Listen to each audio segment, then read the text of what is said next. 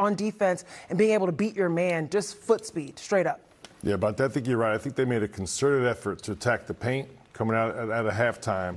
The Warriors really don't have shot blocking. So I think they were more aggressive to collapse the defense with the dribble drive to finish for second quarter into the third quarter. Last night, the Pistons, they go on a 23-7 run going into halftime, and they blow it away in the second half. Similar results tonight against Atlanta. Yeah, we talked about that pregame, about getting off to a good start is important, but maintaining and playing through some tough times within that game and not just letting up on the road. And that's what it looked like that 6 minutes, much like last night's second half. And you mentioned that the bench looked defeated. Tonight, once again, as you're missing shots, you're making turnovers, the transition defense wasn't there. Looked like they got demoralized by their turnovers. It's weird to see a game flip and end in 6 minutes. Usually there's some resistance there. Right. You make a run back, and all of a sudden you have to win it in the fourth quarter. That game was over in 6 minutes. And what was so tough is that you kind of could see this could happen, mainly because in that first half, defense wasn't established. And the Warriors have have to have some level of defensive identity. And so it was great to be able to see them hit their shots, but then you also have to have some sort of resistance, as Mully is saying. And because you saw them you allowed the Atlanta Hawks to have 128 offensive rating in the first half. You know that if you don't find a way to turn off that water, it's just going to keep flowing, and that's exactly what happened at the top of the third. We talk about that first half with C.J. McCollum and Nickeil Alexander-Walker. They combined for only 15 points. You mentioned it, C.J. and Na will wake up in that second half, and that's what they did. But it all started with Dyson Daniels. He's a 12% three-point shooter. Offensive side. But tonight, he saw a gap. He saw an opening, and he went to the basket. Like, let's just remember that most of his buckets were within the restricted area. It wasn't too many three-pointers going up. It was really just getting by defenders. And so he was just straight up using his first quick step and getting by defenders. Yeah, Dyson Daniels obviously makes a living off his defense. Defensive Player of the Year last year, I believe. He's going to be a candidate, many seasons to come because of his incredible length, his deflections, and he turns that defense into offense. But I think a key with him, Bonte and Zena, he was getting layups first and foremost. Yep. He shot open threes. 1,000%. He was 2 of 5 from 3. 10 of 12 from 2. Yeah. And those twos, he hit some tough runners. Right. Mm-hmm. But I think when you have the confidence that you can get by your man at will and get into the paint, you start feeling good about yourself. And the basket gets really big. 7 of those field goals. He goes 10 to 12 in the paint. 7 of those field goals inside the paint were right at the rim. That's what I'm saying. He was just getting by defenders over and over again. And as someone that we know, Dyson Daniels watches a lot of film, he probably already saw this. This is an opportunity, an exposing point for the Warriors. Let me just go at their point of attack, especially at an angle. Mm-hmm. And knowing that they didn't have the rim protection that the Warriors don't have inside, I got an opportunity. He took advantage. So, he's the typical guy, if you're guarding him, you give him a little space at the 3, and you have him shoot contested 2s. Not dead layups. Yeah. The layups are what gets your confidence going. Because if he's pulling up contested 2s and missing them, that starts going the other way. He starts getting a little reluctant. But the fact that he's laying the ball in, his confidence starts soaring, and all of a sudden he's knocking down three-point shots. He was 2 for 5, which will help his 13% from three-point range. But you're right, Bonte. Yep. He looked very similar to Jalen Johnson tonight, who was out. No doubt. And then you get C.J. McCollum, who only had 8 points at the half. Well, he got rolling in that third quarter for the Atlanta Hawks. He was pivotal during that 27-5 run.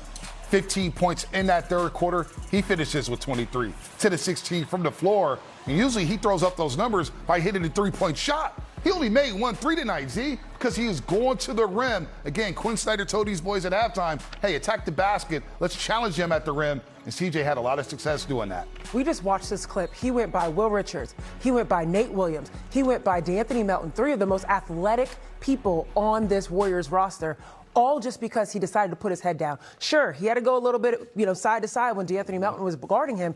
But this is just someone assessing, y'all don't really want to defend me. That's what Dyson Daniels did in the first half. This is exactly what C.J. McCollum did in the second half. He probably learned from his boy. Listen, I got it this time. I'm going to go to the basket. C.J. McCollum was putting on a show, reminding folks that he's been around for a while. C.J. McCollum looks rejuvenated. Yep. He looks really healthy. Looks like he's in a little bit better shape than I remember him in New Orleans.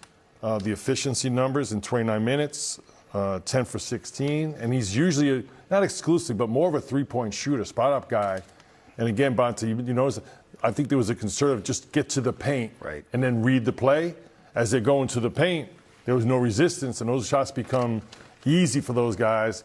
But I think that's a low-key, big-time pickup for them. Yep. We know he's a great veteran, great leader, but he looks like he's back, in really good shape, healthy, and playing at a high level, averaging 18 off the bench. Yep, McCollum, Kispert, Londell, and, of course, Jonathan Kuminga. By the way, C.J. McCollum in that third quarter, 7 of 8 from the floor, 15 points to put it away. Well, let's talk about J.K., who was playing against his former team for the first time in his career, and he struggled from the floor.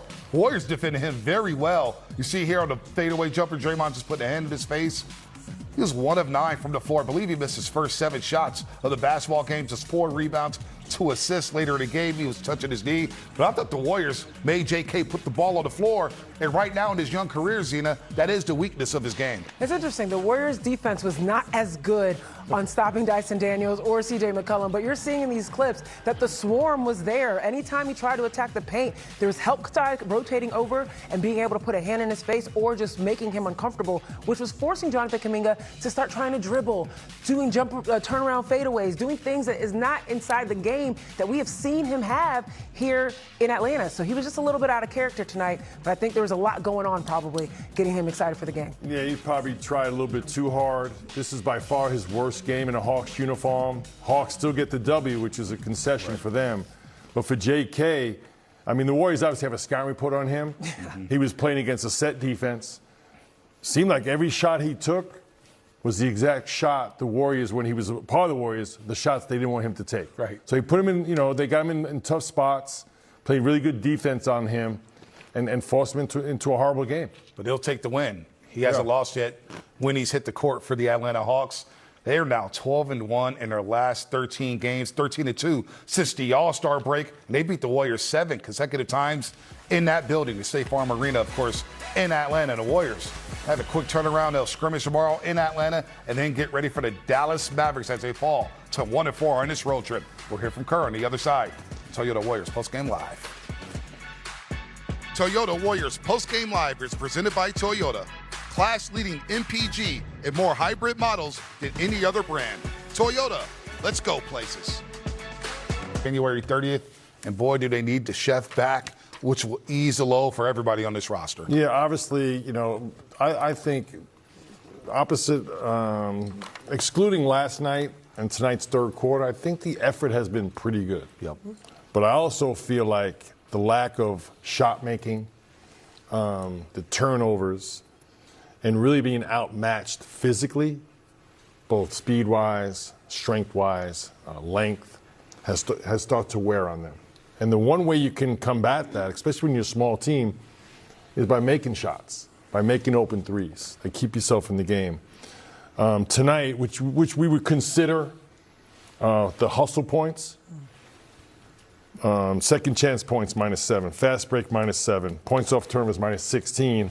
And Bonds, he mentioned the points in the paint, 66-46. That's a -50. So if you're gonna lose those categories, you better shoot a high percentage across the board.